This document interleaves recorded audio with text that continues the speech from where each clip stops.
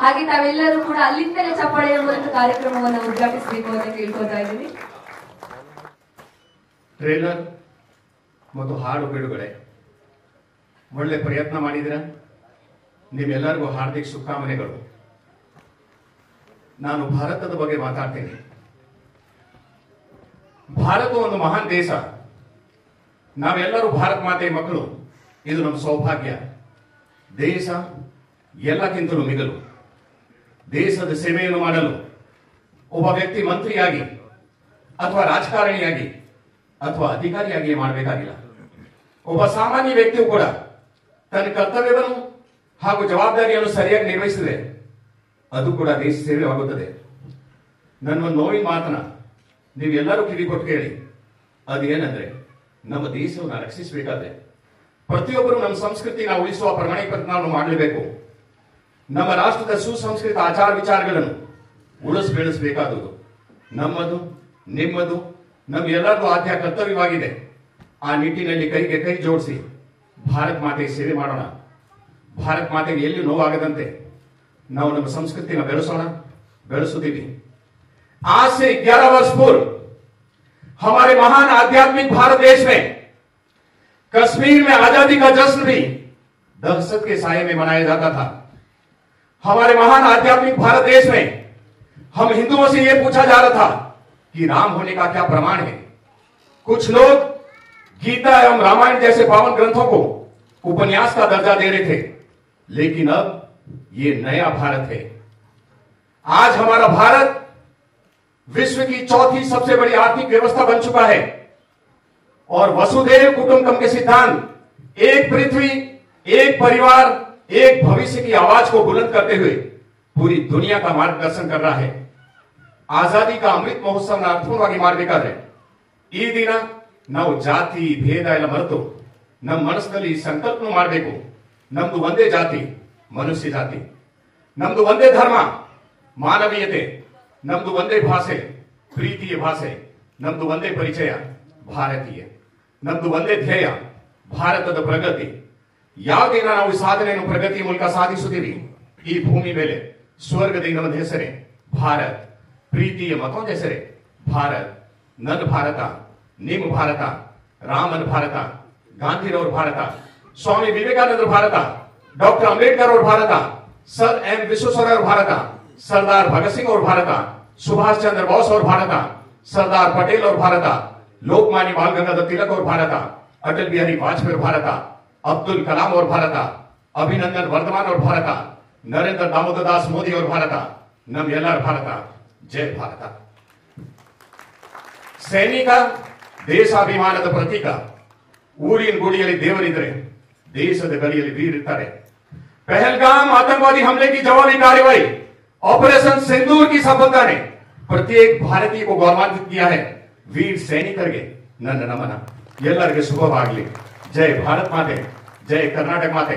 भारत माता की वंदे, गो माता की. ಕನ್ನಡ ಭುವನೇಶ್ವರಿ ತಾಯಿಗೆ ಧನ್ಯವಾದ. ಡೈರೆಕ್ಟರ್ ಅಂಡ್ ಪ್ರೊಡ್ಯೂಸರ್ ಸರ್, ನನಗೊಂದು ಒಳ್ಳೆ ಅವಕಾಶ ಕೊಟ್ಟಿದ್ದಾರೆ ಈ ಮೂವಿಯಲ್ಲಿ ಆಕ್ಟ್ ಮಾಡೋದಕ್ಕೆ. ಈ ಅವಕಾಶ ಸಿಗೋದಕ್ಕೆ ಕಪಿಲ್ ಸರ್ ಅವ್ರ ಕಾರಣ. ಅವ್ರಿಗೊಂದು ಸ್ಪೆಷಲ್ ಥ್ಯಾಂಕ್ಸ್ ಹೇಳೋದಕ್ಕೆ ಇಷ್ಟಪಡ್ತೀನಿ. ಓ ಮೈ ಇಂಡಿಯಾ ಟೈಟಲ್ ಹೇಳೋ ರೀತಿ ಇದು ಇಂಡಿಯಾ ಬೇಸ್ಡ್ ಸಬ್ಜೆಕ್ಟ್. ಅದ್ರಲ್ಲಿ ನನ್ನ ಕ್ಯಾರೆಕ್ಟರ್ ಬಂದು ಒಂದು ಟೀಚರ್ ಕ್ಯಾರೆಕ್ಟರ್ ತುಂಬಾನೇ ಮೆಚುರಿಟಿ ಇರುವಂತ ಕ್ಯಾರೆಕ್ಟರ್, ಹೋಮ್ಲಿ ಕ್ಯಾರೆಕ್ಟರ್, ತುಂಬಾ ಚೆನ್ನಾಗಿದೆ. ನಾನು ಒಂದಷ್ಟು ಮೂವೀಸ್ಗಳು ಮಾಡಿದ್ದೀನಿ ಮುಂಚೆ. ಕಾದಲ್, ಅಮಾವಾಸ್ಯೆ, ಗಡಿ, ಶಿವ, ಹಾಸನಾಂಬೆ, ಕಬಾಳಮ್ಮ, ಅಹಲ್ಯಾದೇವಿ ಅಂತ. ಬಟ್ ಯಾವುದು ಬ್ರೇಕ್ ಸಿಕ್ಕಿಲ್ಲ. ನನ್ಗೆ ಈ ಮೂವಿ ಬ್ರೇಕ್ ಸಿಗುತ್ತೆ ಅನ್ನೋ ಹೋಪ್ಸ್ ನನಗಿದೆ. ಯಾಕೆಂದ್ರೆ ಓ ಮೈ ಇಂಡಿಯಾ ಈ ಸ್ಟೋರಿ ಕೇಳಿದಾಗ್ಲೇ ನಂಗೆ ತುಂಬಾನೇ ಖುಷಿ ಆಯ್ತು. ಸ್ಟೋರಿ ಎಷ್ಟು ಚೆನ್ನಾಗಿದೆ ಅಂದ್ರೆ ಎಲ್ರಿಗೂ ಒಂದು ಆಸೆ ಇರುತ್ತೆ, ಓ ಮೈ ಇಂಡಿಯಾ ಬಗ್ಗೆ ಸಬ್ಜೆಕ್ಟ್ ಸಿಗ್ಬೇಕು ಅನ್ನೋದು ಪ್ರತಿಯೊಬ್ಬರಿಗೂ ದೇಶದಲ್ಲಿ ಉಳಿದಿರೋರಿಗೆ.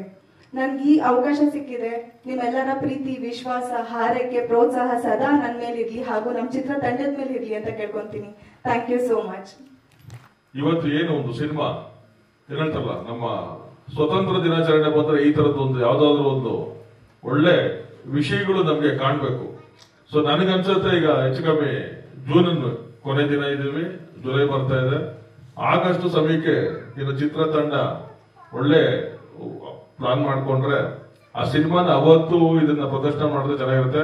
ಓ ನನ್ನ ಭಾರತಾಂಬೆ ಅಂದ್ರೆ ಅವತ್ತು ಆಗಸ್ಟ್ 15 ಈ ಭಾರತಾಂಬೆಯ ಬಗ್ಗೆ ಬಹಳಷ್ಟು ಹೆಚ್ಚಿದೆ. ಅಂದ್ರೆ ಉತ್ಸಾಹ, ಪ್ರೀತಿ, ದೇಶಭಕ್ತಿ ಇವೆಲ್ಲ ಎಲ್ಲ ಮನುಷ್ಯನ 140 ಕೋಟಿ ಜನರಲ್ಲಿ ಕಣಕಣದಲ್ಲಿ ಅದು ಹೆಚ್ಚಲಿ ಅದು ಒಂಥರ ಪುಳಕಿತುಕೊಳ್ಳುತ್ತದೆ ಅವಾಗ ಆಗಸ್ಟ್ 15ರಲ್ಲಿ. ಕಾರಣ ಅಂದ್ರೆ ಸೊ ನಮ್ಮ ದೇಶದಲ್ಲಿ ಸರ್ವವೂ ಇದೆ, ಎಲ್ಲವೂ ಇದೆ, ಎಲ್ಲರೂ ಇದ್ದಾರೆ.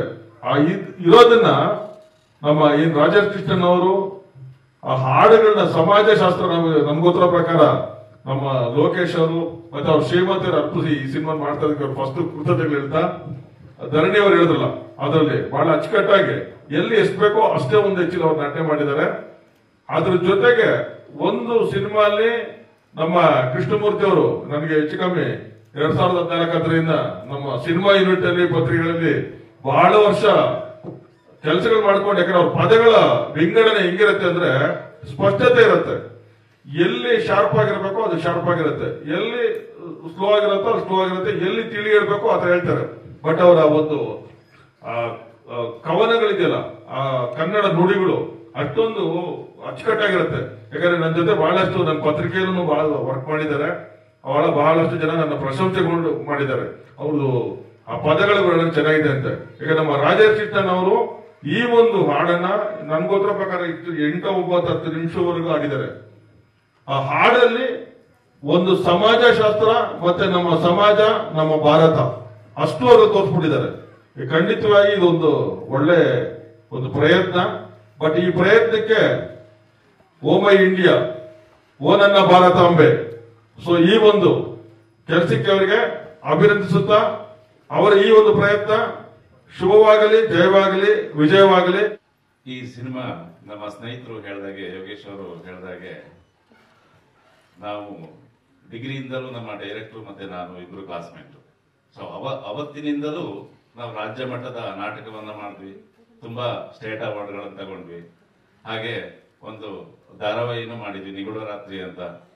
ಜೊತೆಗೆ 2003ರಲ್ಲಿ ಗಂಗೋತ್ರಿ ಎಂಬ ಸಿನಿಮಾ ಇವರೇ ನಿರ್ದೇಶಕರು, ನಾನು ಅದರಲ್ಲಿ ಅಭಿನಯ ಮಾಡಿದ್ದೆ. ಸೊ ಹೀಗೆ ಆವಾಗಿಂದಲೂ ನಮಗೆ ಕಲೆ ಅನ್ನೋದು ಸ್ವಲ್ಪ ಆಸಕ್ತಿ ಇತ್ತು. ಸೊ ಅಂತಹ ಕಲೆಯನ್ನ ಈಗ ಹೊರಗೆ ಜಗತ್ತಿಗೆ ತೋರಿಸುವಂತ ಅವಕಾಶ ದೇವರ ದಯೆಯಿಂದ ಆಗಿದೆ. ಹಾಗೆ ಈ ರಂಗದಲ್ಲಿ ನನ್ನನ್ನ ಎಲ್ಲರೂ ಆಶೀರ್ವಾದಿಸಿ, ಯಾಕೆಂದ್ರೆ ನಾನು ಈಗ ತಾನೇ ಹೆಜ್ಜೆ ಇಟ್ಟು ಬಂದಿರುವಂತಹ ಒಂದು ಕಲಾಮುಗ್ಗು. ನಾನು ಅದನ್ನ ಅರಳಿಸ್ಬೇಕಾದವರು ಎಲ್ಲ ನೀವೇ. ಹಾಗಾಗಿ ಎಲ್ರಿಗೂ ನಮಸ್ಕಾರ ಹೇಳ್ತಾ ಇಲ್ಲಿ ಬಂದಿದ್ದಕ್ಕೆ ಎಲ್ಲ ನನ್ನ ಸ್ನೇಹಿತರು, ಹಾಸನದ ಹಲವಾರು ಡಿಗ್ರಿ ಕಾಲೇಜ್ ಪ್ರಾಂಶುಪಾಲರು ಬಂದಿದ್ದಾರೆ, ಪ್ರೊಫೆಸರ್ಗಳು ಬಂದಿದ್ದಾರೆ, ಮೈಸೂರಿಂದ ಪ್ರೊಫೆಸರ್ ಅವರು ಬಂದಿದ್ದಾರೆ, ಡಾಕ್ಟರ್ ಈಶ್ವರ್ ಅಂತ ಬಂದಿದ್ದಾರೆ, ಹಾಸನಿಂದ ಪ್ರೊಫೆಸರ್ ಮರಿಗೌಡ್ರು, professor Harish, professor Srinivas, professor Yogesh.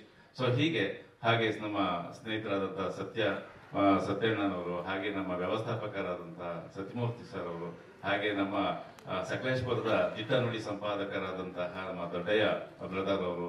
So ಹೀಗೆ ನನ್ನ ಬಂಧುಗಳು, ನನ್ನ ಎಲ್ಲ ಮಿತ್ರರು ಬಂದಿದ್ದಾರೆ. ಎಲ್ರಿಗೂ ಮತ್ತೊಮ್ಮೆ ಎಲ್ರಿಗೂ ಮತ್ತೆ ನಮ್ಮ ಕಾಲೇಜಿನಿಂದ ಡಾಕ್ಟರ್ ಶಾಂತಾ ಮೇಡಮ್ ಬಂದಿದ್ದಾರೆ, ಡಾಕ್ಟರ್ ಸವಿತಾ ಮೇಡಮ್ ಬಂದಿದ್ದಾರೆ. ನನಗೆಲ್ರಿಗೂ ಎಲ್ಲ ಬಂದಿದ್ದಕ್ಕೆ ತುಂಬಾ ಸಂತೋಷ ಆಗಿದೆ. ಮತ್ತೊಮ್ಮೆ ಎಲ್ಲರಿಗೂ ನಾನು ಹೃದಯ ತುಂಬಿ ನಿಮಗೆ ವಂದನೆಗಳನ್ನ ಹೇಳ್ತಾ ನನ್ನ ಮಾತನ್ನ ಮುಗಿಸ್ತಾ ಇದ್ದೀನಿ. ನಮಸ್ಕಾರ.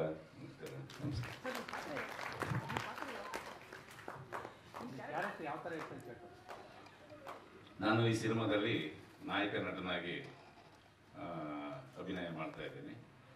ಸೊ ನನ್ನ ಕ್ಯಾರೆಕ್ಟರ್ ಏನಪ್ಪಾ ಅಂತ ಅಂದ್ರೆ ಜಿಲ್ಲಾಧಿಕಾರಿ ಒಂದು ಕ್ಯಾರೆಕ್ಟರ್. ಆ ಜಿಲ್ಲಾಧಿಕಾರಿಯಾಗಿ ಈ ಚಿತ್ರದಲ್ಲಿ ಅಭಿನಯ ಮಾಡ್ತಾ ಇದ್ದೀನಿ. ಸಮಾಜವನ್ನ ಅಂದ್ರೆ ನಮ್ಮ ಭಾರತದ ಈಗಿನ ಪರಿಸ್ಥಿತಿ ಹೇಗಿದೆ ಅದನ್ನ ಹೇಗಾದ್ರೂ ಸ್ವಲ್ಪ ಮಟ್ಟಿಗೆ ಒಬ್ಬ ಜಿಲ್ಲಾಧಿಕಾರಿ ಮನಸ್ಸು ಮಾಡಿದ್ರೆ ಹೇಗೆ ಸರಿಪಡಿಸಬಹುದು ಅನ್ನೋದೇ ನಮ್ಮ ಚಿತ್ರದ ಒಂದು ಉದ್ದೇಶ ಆಗಿದೆ. ಸೊ ಆ ಪ್ರಯತ್ನವನ್ನ ನಾವು ಮಾಡ್ತಾ ಇದ್ದೀವಿ. ನಮಸ್ಕಾರ. ಓ ಮೈ ಗಾಡ್. ಸೊ ಓ ಮೈ ಇಂಡಿಯಾ, ಓ ಮೈ ಗಾಡ್ ಅಂದ್ರೆ ದೇವರು ಇಂಡಿಯಾ ಎರಡು ಒಂದೇ. ಸೊ ಓ ಮೈ ಇಂಡಿಯಾ ಅಂತಷ್ಟೇ ಎಲ್ಲರೂ ರೋಮಾಂಚನ ಆಗುತ್ತೆ. ಸೊ ಇದ್ರಲ್ಲಿ ಏನಪ್ಪ ಸಾಹಸ ನಿರ್ದೇಶಕ ಕೆಲಸ ಏನು ಅಂತಂದ್ರೆ, ಇಂಡಿಯಾದಲ್ಲಿ ಅಂದರೆ ನಮ್ಮ ಭಾರತದಲ್ಲಿ ಎಷ್ಟೋ ಇದೆಲ್ಲ ನಡೀತಾ ಇರ್ತವೆ. ಸೊ ಅದೆಲ್ಲ ತಡೆಗಟ್ಟೋದಕ್ಕೆ ನಾಯಕ ನಟರಿಗೆ ಬಂದಂಥ ನಮ್ಮ ರತನ್ ಅವರು ಬಂದು ಅದು ಯಾವ ಥರ ಭೇದಿಸ್ತಾ ಅನ್ನೋದೇ ಸಿನಿಮಾದ ಕತೆ. ನನಗೆ ಕೃಷ್ಣಮೂರ್ತಿ ಅವರು 20 ವರ್ಷದ ಸ್ನೇಹಿತರು. ಅವರು ಅವತ್ತಿಂದನೂ ಇವತ್ತವರೆಗೂ ನನ್ನ ಜೊತೆ ಅವರು ತುಂಬ ಇದಾಗಿದ್ದಾರೆ. ಬಟ್ ಇದು ನಾನು ಅವರು ಕಂಟೆಂಟ್ ಹೇಳಿದಾಗ ನನಗೆ ತುಂಬ ಇದಾಯಿತು. ಓ ಮೈ ಇಂಡಿಯಾ ಅಂತ ಇಟ್ಟು ಈ ಥರ ಒಂದು ಮಾಡೋದು ತುಂಬ ಇದು. ಬಟ್ ಚೆನ್ನಾಗಿದೆ, ಚೆನ್ನಾಗಿ ಮಾಡೋಣ ಅಂತೇಳಿ ನಮ್ಮ ರತನ್ ದೇವರು ಬಂದಿದ್ದರು, ನಮ್ಮ ನಾಯಕರು. ಅವ್ರಿಗೂ ಈ ಥರ ಒಂದು 2 ಆ್ಯಕ್ಷನ್ಸ್ ಇದೆ ಮಾಡಬೇಕು ಅಂತ ಹೇಳಿದ್ರು. ಸೊ ಓ ಮೈ ಇಂಡಿಯಾದಲ್ಲಿ ಯಾಕಂದರೆ ಅಷ್ಟು ಟೈಟ್ಲ್ ಕ್ಯಾಚಿಂಗ್ ಇದೆ. ಯಾಕಂದರೆ ಓ ಮೈ ಇಂಡಿಯಾ ಅನ್ನೋದು ಒಂದು ಕ್ಯಾಚಿಂಗ್ ಟೈಟಲ್ ಅದು. ಸೊ ಎಂಥವ್ರಾದ್ರೂ ಒಂದು ತೆಗೆದು ನೋಡ್ತಾರೆ. ಸೊ ನಮ್ಮ ನಿರ್ದೇಶಕರು ಕತೆ ಚಿತ್ರಕಥೆ ಚೆನ್ನಾಗಿ ಮಾಡಿದ್ದಾರೆ. ಸಿನಿಮಾ ಸಕ್ಸಸ್ ಆಗಲಿ. ನನ್ನ 2 ಮಾತುಗಳನ್ನು ಆಡುತ್ತಾ ಒಂದೇನು ಹೇಳ್ತೇನೆ. ಜೈ ಮಾತಾ. ನಮಸ್ತೆ. ಓ ಮೈ ಇಂಡಿಯಾ, ಮೊದಲದಾಗಿ ನಾವು ಈ ಭಾರತ ದೇಶದಲ್ಲಿ ಹುಟ್ಟಿರೋದೇ ನಮ್ಮ ಪೂರ್ವ ಜನ್ಮದ ಪುಣ್ಯ ಅನ್ಕೋಬೇಕು. ಈ ದೇಶದಲ್ಲಿ ಹುಟ್ಟೋಕೆ ಯಾಕೆ ಪುಣ್ಯ ಮಾಡಿರ್ತೀವೋ ಅವ್ರಿಗೆ ಮಾತ್ರ ಸಾಧ್ಯ. ಈ ದೇಶದಲ್ಲಿ ಹುಟ್ಟಿದ್ರು ಕೂಡ ನೀನು ಈ ದೇಶದಲ್ಲಿ ಬದುಕಕ್ಕೆ ಅರ್ಹತೆ ಇಲ್ಲ ಅಂತ ಹೇಳ್ಬಿಟ್ಟು ನಮ್ಮ ಭಾರತ ನೆಲ ಕೆಲವ್ರನ್ನ ವಿದೇಶಕ್ಕೆ ಇಟ್ಟಿರುತ್ತೆ. ಅಂದರೆ ಫಾರಿನ್ ಹೋಗಿ ಸೆಟ್ಲ್ ಆಗ್ತಾರೆ. ಅವರು ಈ ದೇಶದಲ್ಲಿ ಬಾಳಕ್ಕೆ ಯೋಗ್ಯತೆ ಇಲ್ಲ ಅಂತ ಅವ್ರೇ ಈ ಭಾರತ ದೇಶದ ತಳ್ಬಿಡ್ತದೆ. ಅವ್ರು ಏನೋ ನಾವು ವಿದೇಶದಲ್ಲಿ ಏನೋ ದಪಾಕ್ತೀವಿ ಏನೋ ಮಾಡ್ತೀವಿ ಅಂತ ಹೋಗ್ಬೋದವರು. ಅವ್ರಿಗೆ ನಮ್ಮ ಭಾರತ ದೇಶದಲ್ಲಿ ಈ ಅನ್ನ ತಿನ್ಕೊಂಡು ಈ ನೆಲದಲ್ಲಿ ಬಾಳು ಮಾಡೋದಕ್ಕೆ ಅವ್ರಿಗೆ ಅವಕಾಶ ಕೊಡಲ್ಲ. ಮತ್ತು ಈ ದೇಶದಲ್ಲಿ ಹುಟ್ಟಬೇಕಾದವರು ವಿದೇಶಗಳಲ್ಲಿ ಹುಟ್ಟಿರ್ತಾರೆ. ಅವ್ರಿಗೆ ಈ ದೇಶದಲ್ಲಿ ಬದುಕಬೇಕು ಅನ್ನೋದು ಭಗವಂತ ಬದುಕ್ತಾನೆ. ಆ ಭಾರತಕ್ಕೆ ಆ ವಿದೇಶದಲ್ಲಿ ಇರೋನ್ನ ಕರ್ಸ್ಕೊಂಡು ಇಲ್ಲಿ ನೆಲೆ ಕೊಟ್ಟಿದ್ದಾಳೆ, ಇಲ್ಲಿ ಬದುಕು ಕೊಟ್ಟಿದ್ದಾಳೆ. ಇವತ್ತು 100 ವಿದೇಶಿಯರು ನಮ್ಮ ದೇಶದಲ್ಲಿ ಬದುಕ್ತಾ ಇದ್ದಾರೆ ಅಂದ್ರೆ ಅದು ನಮ್ಮ ದೇಶದ ಪುಣ್ಯ, ಈ ನೆಲದ ಸೌಭಾಗ್ಯ.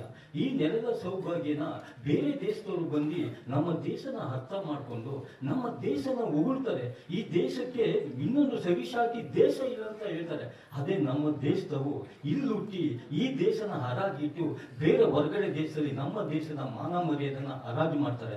ಅಂಥವ್ರಿಗೆ ಒಂದು ಪಾಠ ಈ ನಮ್ಮ ಚಿತ್ರದಲ್ಲಿದೆ.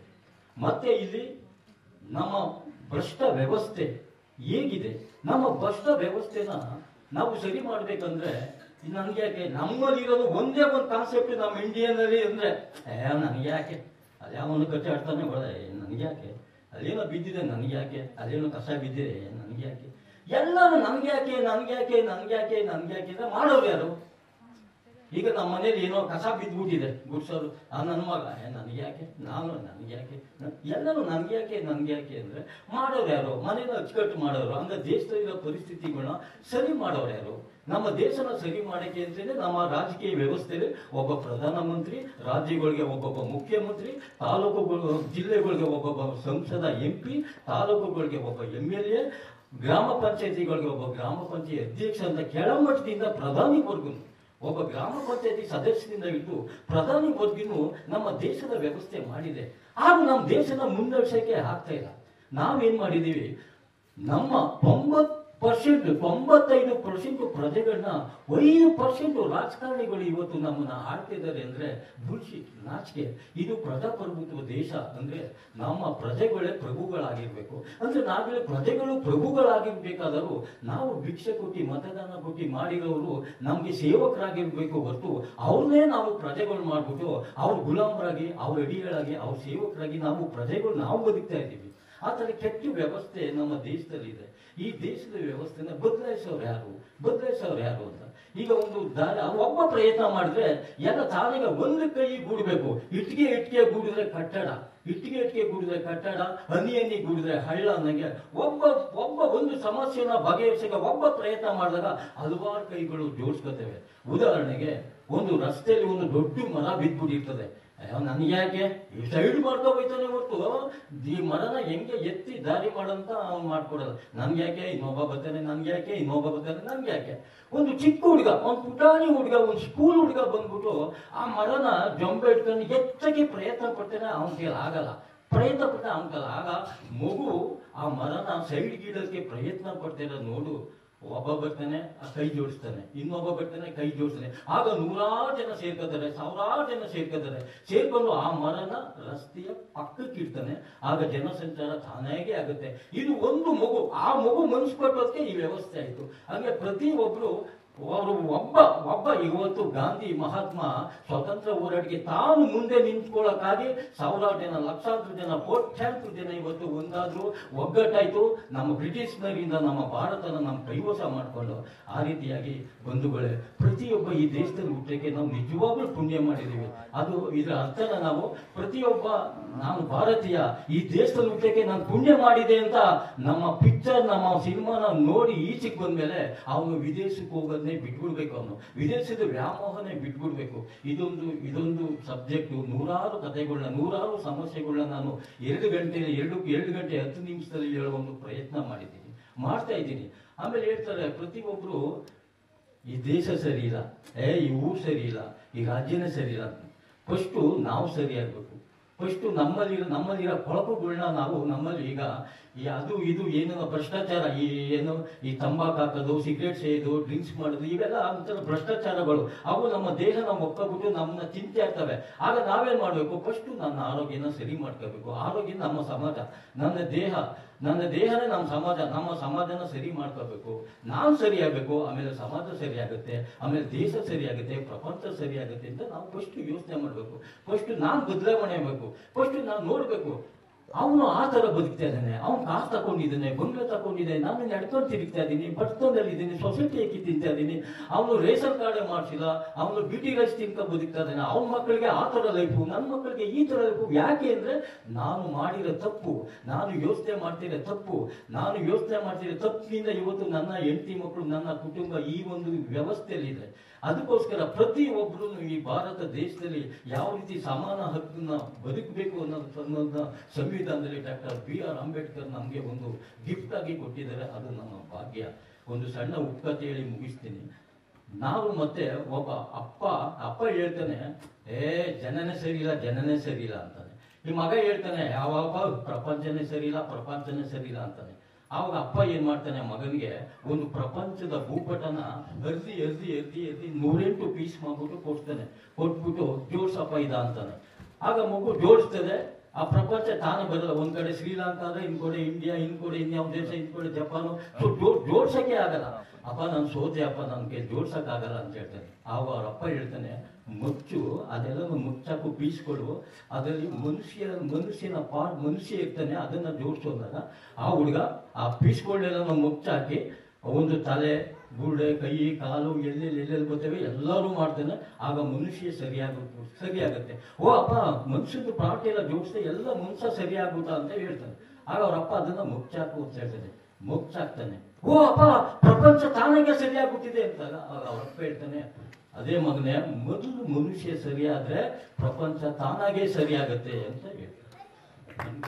ಪ್ರತಿಯೊಬ್ಬರು ಆಗಸ್ಟ್ 15ಕ್ಕೆ ನಮ್ಮ ಸಿನಿಮಾನ ರಿಲೀಸ್ ಮಾಡ್ಬೇಕನ್ನೋ ಪ್ರಯತ್ನದಲ್ಲಿ ನಾವಿದ್ದೀವಿ.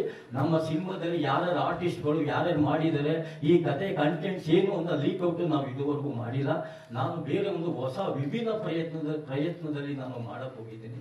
ಪ್ರತಿಯೊಬ್ರು ಕಾಮ, ಕ್ರೋಧ, ಮೋಹ, ಲೋಭ, ಈ ಸಂಸಾರದ ಬಗ್ಗೆ ಆ ಕತೆ, ಈ ಕತೆ, ಪ್ರೇಮ ಕತೆ, ಸ್ನೇಹ, ಬಾಂಧವ್ಯ, ಇವೆಲ್ಲ ಹೇಳಕ್ ಹೋಗ್ತಾರೆ. ನಾನು ಹೇಳ್ತಾ ಇರೋದು ಯೂನಿವರ್ಸಲ್ ಕತೆ, ಒಂದು ದೇಶದಲ್ಲಿ ಕತೆ. ನಮ್ಮ ಕತೆ, ನಮ್ಮ ಒಂದು ಸಿನಿಮಾನ ನೋಡೋ ಪ್ರತಿಯೊಂದು ಪ್ರೇಕ್ಷಕ ನಾನು ಇವತ್ತಿಂದ ಬದಲಾಗಬೇಕು, ನನ್ನ ದೃಷ್ಟಿಕೋನ ಬದಲಾಯಿಸ್ಕೋಬೇಕು ಅಂತ ಯೋಚನೆ ಮಾಡಬೇಕು. ಆ ಒಂದು ನಿಟ್ಟಿನಲ್ಲಿ ಇವತ್ತು ನನ್ನ ಪ್ರಯತ್ನ ಸಾಧ್ಯವಾದ ಮಟ್ಟಿಗೂ ಮಾಡ್ಕೊಂಡು ಬಂದಿದ್ದೀನಿ. ಈ ಒಂದು ಪ್ರಯತ್ನ ನಾವು ಯಾವಾಗಲೂ ಮಾಡಬೇಕಾಗಿತ್ತು. ನನ್ನ ಸ್ನೇಹಿತ ರತನ್ ದೇವ್ ಅವರು, ನಾವು ಡಿಗ್ರಿ ಓದಬೇಕಾದ್ರೆ ನನ್ನ ಕಲೆನ ಗುರುತಿಸಿ, ನನಗೆ ತುಂಬ ಬಡತನ, ನಮ್ಗೇನೂ ಇಲ್ಲ, ನನಗೆ ಚಪ್ಪಲಿನೂ ಇಲ್ಲದೆ ಓಡಾಡ್ತಿದ್ದೆ, ಬಟ್ಟೆನೂ ಇಲ್ಲದೆ ಓಡಾಡ್ತಿದ್ದೆ. ಅಂಥದ್ರಲ್ಲಿ ನನ್ನ ಸ್ನೇಹ ನನಗೆ ಗುರುತಿ ಆ ಟೈಮಲ್ಲಿ ನನ್ನ ಸ್ಕೂಲ್ ಫೀಸ್ ಎಲ್ಲ ಕಟ್ಟಿ ನಮಗೆ ನೆರವಾಗಿದ್ರು. ನನ್ನಲ್ಲಿರೋ ಕಲೆನ ಗುರುತಿಸಿ ಭಾರತ ಮಗಳ ಕಗ್ಗೋಲೆ ಅಂದ್ಬಿಟ್ಟು ನಾವು ಆವಾಗಲೇ ಒಂದು ರಾಜ್ಯ ಮಟ್ಟದ ಪ್ರಶಸ್ತಿ ತಗೊಂಡಿದ್ದು. ಅದಾದ್ಮೇಲೆ ನನ್ನ ಸ್ನೇಹಿತನ ನಾವು ಡಿಗ್ರಿ ಆದ್ಮೇಲೆ ದೂರ ಆಗ್ಬಿಟ್ಟು 20 ವರ್ಷಗಳು ದೂರ ಆದ. ಅವರೆಲ್ಲವರಿಂದ ನಂಗೆ ಗೊತ್ತಿಲ್ಲ, ನನ್ನ ಪಾಡು ನಮ್ದು.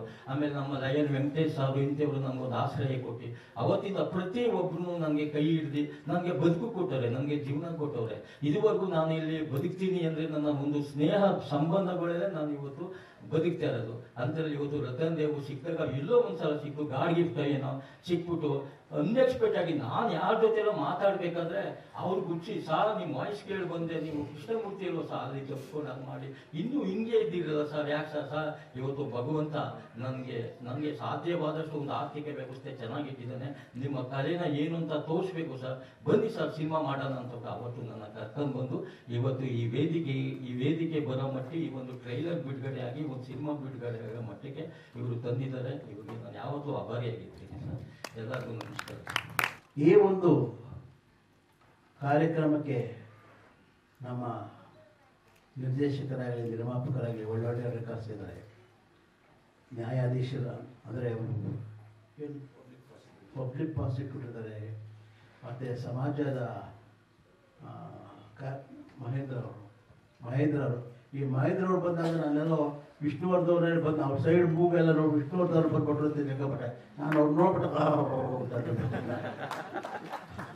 ಇವ್ರು ವಿಷ್ಣುವರ್ಧನ್ ಅವ್ರ ಇದಕ್ಕಿಂತ ಬಂದ್ಬಿಟ್ರಪ್ಪ ಅಂತ ಅಷ್ಟು ನನಗೆ ವಿಷ್ಣುವರ್ಧನ್ ನೆನಪಾಯಿತು. ಮತ್ತು ಎಲ್ಲ ಸಹ ನಮ್ಮ ಗೌರವ ವೆಂಕಟೇಶ್ ಅವರು ಸುಮಾರು ಅವ್ರಿಗೂ ನಮಗೊಂದು 50-60 ವರ್ಷದ ಒಂದು ಸಿನಿಮಾ ರಂಗದಲ್ಲಿ ನೆಂಟು ಅವರು ಬಂದಿದ್ದಾರೆ. ಅವರದ್ದು ಸಾಕಷ್ಟು ಇವೆಲ್ಲ ಇವ್ರ ಜೊತೆಲಿರೋದ್ರಿಂದ ಅವರಿಗೆ ಬಹಳ ಅನುಕೂಲ ಆಗುತ್ತೆ. ಮತ್ತು ವೆಂಕಟೇಶ್ ಅವರು ಹೇಳಿದ್ರು ಈ ಚಿತ್ರ ಆಗಸ್ಟ್ 15ಕ್ಕೆ ಬಿಡುಗಡೆ ಆದರೆ ಬಹಳ ಒಳ್ಳೆಯದು ಅಂತಂದರು. ನನಗೂ ಅಷ್ಟೇ ಒಳ್ಳೆಯದು. ಯಾಕಂತಂದರೆ ಆಗಸ್ಟ್ 12ಕ್ಕೆ ನಾನು ನಾಯಕನಾಗಿ ಚಿತ್ರಕ್ಕೆ ಬಂದ ಮಕ್ಕಳ ರಾಜ್ಯ ಚಿತ್ರ ಅಲ್ಲಿಗೆ 65 ವರ್ಷ ಆಗುತ್ತೆ. ನನಗೂ ಸ್ವಾರ್ಥ ಆಗಿದೆ ಅವತ್ತಂದ್ರೆ ನಮಗೂ ನೆನಪಾಗತ್ತಪ್ಪ ಅಂತ. ರಂಗಭೂಮಿಗೆ ಸೇರಿದ್ರೆ 75 ವರ್ಷ ಆಯ್ತು ಅದು ಬಣ್ಣಾಚಕ್ಕೆ ಶುರು ಮಾಡಿ. ಆದ್ರೂ ನಮಗೆ ಒಂದು ಚೈತನ್ಯ ಇದೆ. ಇನ್ನು ಒಂದು 3 ತಲೆಮಾರು ಜೊತೆ ಪಾತ್ರ ಮಾಡಿದ್ದೀನಿ, ಅವ್ರ ಜೊತೆ ಕೆಲಸ ಮಾಡಿದ್ದೀನಿ. ಇನ್ನೂ ನನಗೆ ಆ ಒಂದು ನನ್ನ ದೇಹಕ್ಕೆ ವಯಸ್ಸಾಗಿದೆ ವಿನಃ ನನ್ನ ಮನಸ್ಸಿಗೆ ಇನ್ನೂ ವಯಸ್ಸಾಗಿಲ್ಲ. ನಾನಿನ್ನೂ ಚಿರ ಯುವಕ. ಅದಕ್ಕೆ ಕಾರಣ ನಮ್ಮ ಕನ್ನಡ ಚಿತ್ರರಂಗದವರು ನನ್ನ ಹಾಗೆ ಅನ್ನ ಹಾಕಿ ಬಹಳ ಚೆನ್ನಾಗಿ ಪೋಷಣೆ ಮಾಡಿ ಬೆಳೆಸಿದ್ದಾರೆ. ಅದಕ್ಕಿಂತ ಹೆಚ್ಚಾಗಿ ಅಭಿಮಾನಿ ಎನ್ನಿದಾದ ಪ್ರೇಕ್ಷಕರೆಲ್ಲ ನಮ್ಮನ್ನು ಇವತ್ತು ಸಹಿತ ಚೆನ್ನಾಗಿ ಬೆಳೆಸಿದ್ದಾರೆ. ಆ ಒಂದು ಅವರೆಲ್ಲ ಒಂದು ಇವತ್ತು ಒಬ್ಬ ಉಮೇಶ್ನಾಗಬೇಕಾದ ಕಾರಣ ನಾನೊಬ್ಬನೇ ಅಲ್ಲ, ಎಲ್ಲರ ಒಂದು ಪ್ರೀತಿ, ವಿಶ್ವಾಸ, ಆಶೀರ್ವಾದ, ಆರೈಕೆಯಿಂದ ನಾನು ಇಷ್ಟು ಮಟ್ಟಿಗೆ ಇವತ್ತು ನಿಮ್ಮ ಮುಂದೆ ಬಂದು ನಿಂತ್ಕೊಂಡಿದ್ದೇನೆ. ಮತ್ತೆ ಇನ್ನು ವಿಷಯಕ್ಕೆ ಬಂದಿರುತ್ತಂದ್ರೆ, ಯಾಕಂದ್ರೆ ಈ ಚಿತ್ರದ ಬಗ್ಗೆ ಸಾಕಷ್ಟು ಜನ ಬಹಳ ಚೆನ್ನಾಗಿ ಹೇಳ್ಬಿಟ್ಟಿದ್ದಾರೆ. ನಮ್ಮ ಭಾರತದಲ್ಲಿ ಸ್ವತಂತ್ರ ತಗೊಂಡಾಗಲಿಲ್ಲ ಏನು, ಯಾಕಂದ್ರೆ ನಾನು ಸ್ವತಂತ್ರ ಬರೋಕ್ಕೆ 1-2 ವರ್ಷಕ್ಕೆ ಮೊದಲೇ ಹುಟ್ಟುಬಿಟ್ಟೆ. ನಾವು ಕೇಳ್ತಿದ್ದೀವಿ, ನೋಡ್ತಿದ್ದೀವಿ. ಆದರೆ ನಮ್ಮ ಬೀಚಿಯವರು ಒಂದು ಮಾತು ಹೇಳಿದ್ರು, ನಮ್ಮ ಜನಗಳನ್ನ, ಅಂದ್ರೆ ಈ ಮಾತು ಯಾವಾಗ ಹೇಳಿದ್ರೆ ಈಗ ಒಂದು 60 ವರ್ಷದ ಹಿಂದೆನೇ ಹೇಳಿದ್ರು. ಬೀಚಿಯವರು ಏನು ಹೇಳಿದ್ರೆ, ನಮ್ಮ ಜನಗಳನ್ನ ತಿದ್ದ ಕೆಲಸ ನಮ್ಮ ಹಿರಿಯರು ಬಹಳ ಬೇಗ ಮಾಡಬೇಕಾಗಿತ್ತು ಅಂತ. ಬಹಳ ಬೇಗ ಅಂದ್ರೆ ನಮ್ಮ ತಾತನ ಕಾಲಕ್ಕೂ ನಮ್ಮ ಮುತ್ತಾತನ ಕಾಲಕ್ಕೂ ಅಂತ. ಅಂದ್ರೆ ಆಗಲಿಂದಲೂ ನಮ್ಮ ಹಿರಿಯರು ನಮ್ಮ ಅವ್ರ ಮಕ್ಕಳನ್ನ ತಿದ್ದ ಕೆಲಸ ಮಾಡಿಲ್ಲ. ಇವ್ರು ಹೇಳಿದಾಗೆ ಮನುಷ್ಯರು ಸರಿ ಹೋದ್ರೆ ನಮ್ಮ ದೇಶ ಸರಿ ಹೋಗಿರುತ್ತೆ ಅಂತ. ಹಾಗೆ ಅದು ನಮ್ಮ ಎಲ್ರಿಗೂ, ಪ್ರತಿಯೊಬ್ಬರಿಗೂ ನಮ್ಮ ಭಾರತ, ನಮ್ಮ ದೇಶ, ನಮ್ಮ ಮಣ್ಣು, ನಮ್ಮ ನೆಲ ಎಲ್ಲ ನಮ್ಮವರು, ಇವರೆಲ್ಲರೂ ನಮ್ಮವರನ್ನ ಭಾವನೆ ಬರಬೇಕು. ಅದೆಲ್ಲ ಬಹಳ ಚೆನ್ನಾಗಿ ಬಹಳ ಒಂದು ಹೇಳಿದ್ದಾರೆ. ಅದರಲ್ಲೂ ನಮ್ಮ ನಿರ್ದೇಶಕರು ಇದರಲ್ಲಿ ಮಾತಾಡ್ಬೇಕಾದ್ರೆ ನಂಗೆ ಅಂಬರೀಷ್ ಜ್ಞಾಪಕ ಮಾಡ್ಬಿಟ್ರು. ರೆಬಲ್ ಸ್ಟಾರ್ ಮಾತಾಡ್ದಂಗೆ ದೇಶದ ಬಗ್ಗೆ ಇದೆಲ್ಲ ಮಾತಾಡಿದ್ರು. ಬಹಳ ಚೆನ್ನಾಗಿ ಮಾತಾಡಿದ್ದಾರೆ, ಬಹಳ ಚೆನ್ನಾಗಿ ಮಾತಾಡಿದ್ರು. ಮತ್ತೆ ಈ ನಮ್ಮ ಲೋಕೇಶ್ ಅವರು ಸಹ ಪ್ರೊಫೆಸರ್ ಅಂತೆ ನೋಡಿ, ಎಂಥ ಕಾಂಬಿನೇಷನ್ ಇದೆ ನೋಡಿ. ಅವರು ಪತ್ರಕರ್ತರು, ನಿರ್ದೇಶಕರು. ಆ ಪತ್ರಕರ್ತರ ಮೇಲೆ ತಿಳ್ಕೊಳ್ಳಿ, ಪತ್ರಕರ್ತರಿಗೆ ಸಿನಿಮಾ ಆಗಲಿ, ಸಾಮಾಜಿಕ ನ್ಯಾಯ ಆಗಲಿ, ಮತ್ತೆ ರಾಜಕೀಯ ಆಗಲಿ, ಪ್ರತಿಯೊಂದು ವಿಡಂಬನೆ ಮಾಡುವ ಒಂದು ಶಕ್ತಿ ಅವರಿಗಿದೆ. ಎಲ್ಲ ಶಕ್ತಿ ಇದ್ಮೇಲೆ ಚಿತ್ರರಂಗ ಹೇಗೆ ಮಾಡಬೇಕು, ಚಿತ್ರ ಹೇಗಿರಬೇಕು, ನಾವು ವಿಡಂಬನೆ ಮಾಡೋ ಶಕ್ತಿನೂ ಅವರಿಗಿದೆ. ಆದ್ಮೇಲೆ ಅವರಿಗೆಲ್ಲ ಚಿತ್ರ ಹೇಗೆ ಮಾಡೋದು ಸರಿ ಅಂತ ಅವ್ರಿಗೆ ಚೆನ್ನಾಗಿದೆ. ಮತ್ತೆ ಇನ್ನು ನಮ್ಮ ನಾಯಕ ನಟರು, ಅವರು ಪ್ರೊಫೆಸರ್ ಅಂತೆ. ಅವರು ಅನೇಕ ವಿದ್ಯಾರ್ಥಿಗಳಿಗೆ ಪಾಠವನ್ನು ಮಾಡಿ ಅವರಿಗೆ ಒಂದು ಒಳ್ಳೆ ದಾರಿನ ತೋರಿಸ್ಕೊಟ್ಟಿದ್ದಾರೆ. ಅಂದರೆ ಇವರಿಗೂ ಸಹಿತ ಒಬ್ಬರು ಮೇಷ್ಟ್ರು, ಒಬ್ಬರು ಪತ್ರಕರ್ತರು ಸೇರಿದ್ಮೇಲೆ ಓ ಮೈ ಇಂಡಿಯಾ ಚೆನ್ನಾಗಿ ಆಗೇ ಆಗತ್ತೆ, ಖಂಡಿತ ಆಗತ್ತೆ. ಮತ್ತೆ ನಮ್ಮ ಆ ಒಂದು ಹಾಡಿನಲ್ಲಿ ನಮ್ಮ ಲೋಕೇಶ್ ಅವ್ರು ನೋಡಿದಾಗ ಏನು ಹೊಸಬರು ಅಂತ ನನಗೆ ಅನಿಸ್ಲೇ ಇಲ್ಲ. ಇದು ಎಷ್ಟೊಂದು ಒಂದು 60-70 ಚಿತ್ರಗಳಲ್ಲಿ ಮಾಡಿದ ಅನುಭವ ಇರುವ ಒಂದು ನಟನೆ ಪಾತ್ರ ಮಾಡ್ತಿದ್ದಾರೆ, ಹಾಡ್ತಾ ಇದ್ದಾರೆ, ಡ್ಯಾನ್ಸ್ ಮಾಡ್ತಾರೆ. ಯಾಕೆಂದ್ರೆ ಮುಖದ ಭಾವನ ಎಕ್ಸ್ಪ್ರೆಷನ್ ಇದೆಯಲ್ಲ. ಯಾಕೆಂದ್ರೆ ಯಾವತ್ತೂ ನಾವು ಮೊದಲು ಯಾವುದೇ ಕಲಾವಿದ ಬರಲಿ, ಹೊಸ ಬರಲಿ, ಹಳೆ ಬರಲಿ, ಅವರ ಮುಖದ ಭಾವನೆ ಎಕ್ಸ್ಪ್ರೆಷನ್ ಅದು ನೋಡ್ತೀವಿ. ಇವರು ಆ ಒಂದು ಎಕ್ಸ್ಪ್ರೆಷನ್ ನಿಮ್ಮ ಹಾಡಿಗೆ ಕೊಡ್ತಾ ಇದ್ರೆ, ಮತ್ತು ಆ ಒಂದು ಡ್ಯಾನ್ಸ್ ಮಾಡೋದಾಗ್ಲಿ ನೋಡ್ತಾ ಇದ್ರೆ, ಇವರು ಬಹಳ ಅನುಭವ ಪಡೆದಿರೋ ಒಂದು ಕಲಾವಿದರ ತರ ಕಾಣ್ತಾ ಇದ್ರೆ, ಖಂಡಿತ ಅವ್ರಿಗೆಲ್ಲ ಅನುಭವ ಆಗಿದೆ. ಯಾಕೆಂತಂದ್ರೆ ಯಾವತ್ತೇ ಆಗಲಿ ಪಟ್ಟುಗಳು ಕಲ್ತ್ಕೊಳ್ದೆ ಕುಸ್ತಿ ಮಾಡಕ್ ಸಾಧ್ಯ ಆಗಿಲ್ಲ, ಅಖಾಡಕ್ಕೆ ಬರೋಕ್ ಸಾಧ್ಯ ಇಲ್ಲ. ಆ ಪಟ್ಟುಗಳೆಲ್ಲ ಕಲ್ತಿದ್ದಾರೆ, ಕಲಿಸಿದ್ದಾರೆ. ಯಾಕೆಂತಂದ್ರೆ ಯಾವತ್ತೂ ಅಷ್ಟೇ ಶಾಲೆ ಕಾಲೇಜೇ ಬೇರೆ, ಈ ಚಿತ್ರರಂಗ ಇದೆಯಲ್ಲ ಇದೇ ಬೇರೆ. ಇಲ್ಲಿ ಕಲಿಕೆನೇ ಬೇರೆ. ಇಲ್ಲಿ ನಾವು ಇವತ್ತು ನಾವು ಫೈಟ್ ಮಾಸ್ಟರ್ ಇದ್ರೆ ನಾವು ಅವ್ರಿಗೂ ನಮಸ್ಕಾರ ಮಾಡ್ತೀವಿ ಫೈಟ್ ಮಾಡ್ಬೇಕಾದ್ರೆ. ಯಾಕೆಂತಂದ್ರೆ ಅವರು ಅಲ್ಲಿ ಗುರುಗಳು. ಅಲ್ಲಿ ಡಾನ್ಸ್ ಮಾಸ್ಟರ್ ಬಂದ್ರೆ ನಾವು ಅವ್ರಿಗೆ ನಮಸ್ಕಾರ ಮಾಡ್ತೀವಿ. ಯಾಕಂದ್ರೆ ಅವ್ರ ಡಾನ್ಸ್ ಅವ್ರಿಗೆ ಗೊತ್ತಿರೋ ವಿದ್ಯೆ ಅದು ಹೇಳ್ಕೊಡ್ತಾರೆ, ಅಲ್ಲಿ ಅವ್ರ ಗುರುಗಳು. ಇನ್ನು ನಮಗೆ ಸಂಭಾಷಣೆ ಹೇಳ್ಕೊಡೋ ನಿರ್ದೇಶಕರು, ಅವ್ರು ಬಂದ್ರೆ ಅವ್ರಿಗೂ ನಮಸ್ಕಾರ. ಯಾಕಂದ್ರೆ ನಮ್ಮ ಸಂಭಾಷಣೆ ಹೇಳ್ಕೊಟ್ಟು ನಮ್ಮ ಪಾತ್ರ ಹೇಗಿರ್ಬೇಕು, ಸಂಭಾಷಣೆಯಲ್ಲಿ ಏರಿಳಿತ ಹೇಗಿರ್ಬೇಕು, ಮುಖಭಾವನೆ ಹೇಗಿರ್ಬೇಕು, ಯಾರು ಯಾವ್ಯಾವ ಸನ್ನಿವೇಶದಲ್ಲಿ ಯಾವ ಭಾವನೆಗಳು ವ್ಯಕ್ತಪಡಿಸ್ಬೇಕು ಅಂತ ಚೆನ್ನಾಗಿ ಹೇಳ್ಕೊಡ್ತಾರೆ. ಅಂದ್ರೆ ಈ 3 ಜನ ಎಲ್ಲ ಗುರುಗಳೇ ಇಲ್ಲಿ. ಈ ಗುರುಗಳ ಮಧ್ಯೆ ಕಲಾವಿದರು ಇರೋದು. ಅದರಿಂದ ಎಲ್ಲ ಒಂದು ಆ ಸಮೂಹ ಇಲ್ಲಿ ಇದೆ, ಎಲ್ಲ ಗುರುಗಳು ಇಲ್ಲಿದ್ದಾರೆ. ಆದ್ಮೇಲೆ ಈ ಚಿತ್ರ ಖಂಡಿತ ಯಶಸ್ವಿ ಆಗುತ್ತೆ. ಓ ಮೈ ಇಂಡಿಯಾ ಎಷ್ಟು ಚೆನ್ನಾಗಿದೆ, ಹೆಸರು ಬಹಳ ಸೊಗಸಾಗಿದೆ. ಅದರಲ್ಲೂ ಆ ಸಾಂಗಲ್ಲಿ ಕೇಳಿದ ನಮ್ಮ ಮೊದಲು ಅದೆಲ್ಲ ಸುಭಾಷ್ ಚಂದ್ರ ಬೋಸ್ ಮತ್ತು ದೇಶದ ನಾಯಕರ ತೋರಿಸಿದಾಗ ನನಗೆ ಲತಾ ಮಂಗೇಶ್ಕರ್ ಓ ನನ್ನ ದೇಶ ಬಾಂಧವರೇ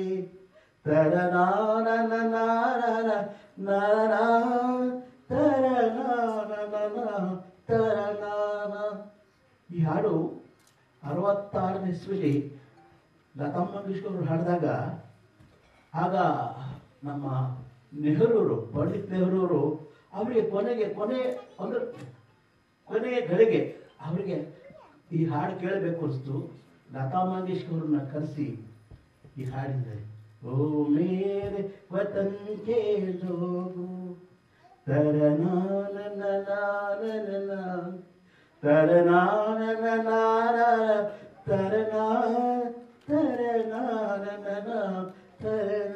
ಇದು ನನಗೆ ಇವರ ಒಂದು ಇದ್ರಲ್ಲಿ ನೋಡಿದಾಗ ನನಗೆ ಹಾಗೆ ಹೋಗ್ಬಿಟ್ಟೆ. ನಾನು 66ನೇ ಇಸ್ವಿಯಲ್ಲಿ ನಾನು ಹೋಗ್ಬಿಟ್ಟೆ.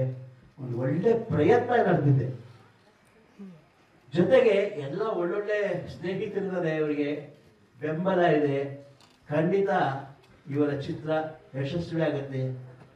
ಚಿತ್ರ ನಾನು ಇವ್ರು ಹೇಳದೆ, ಯಾಕೆಂದ್ರೆ ಯುವ ನಾಯಕರಿಗೆ ಅವ್ರು ಹೇಳೋದು, ನೀವೇನೇ ಚಿತ್ರ ಮಾಡಿ ಯಶಸ್ವಿ ಆಗ್ತೀರಿ. ಆದ್ರೆ ಎಷ್ಟೇ ಮುಂದೋದ್ರು ಒಂದ್ಸರಿ ಆಗಾಗ ದಿವಸಕ್ಕೊಂದ್ಸರಿ ಹಿಂತಿರುಗಿ ನೋಡ್ತಾ ಇರಿ, ನಾವು ಹೇಗೆ ಬಂದ್ವಿ ಹೇಗಾಗಿದ್ವಿ ಅಂತ. ಯಾಕೆಂದ್ರೆ ಅದು ಹಿರಿಯರಾಗೆ ನಾನು ಹೇಳ್ತಿದ್ದೀನಿ, ಯಾಕಂದ್ರೆ ನಾವು ಹೇಳ್ಬಾರ್ದು ಮಾತನ್ನ. ಆದ್ರೆ ನಾವು ಹೇಳ್ಬೇಕಂತಂದ್ರೆ ಇನ್ನು ಒಳ್ಳೆ ನಿಮ್ಮ ಭವಿಷ್ಯ ಇದೆ, ಅದು ಖಂಡಿತ ಒಳ್ಳೆ ಭವಿಷ್ಯ ಇದೆ.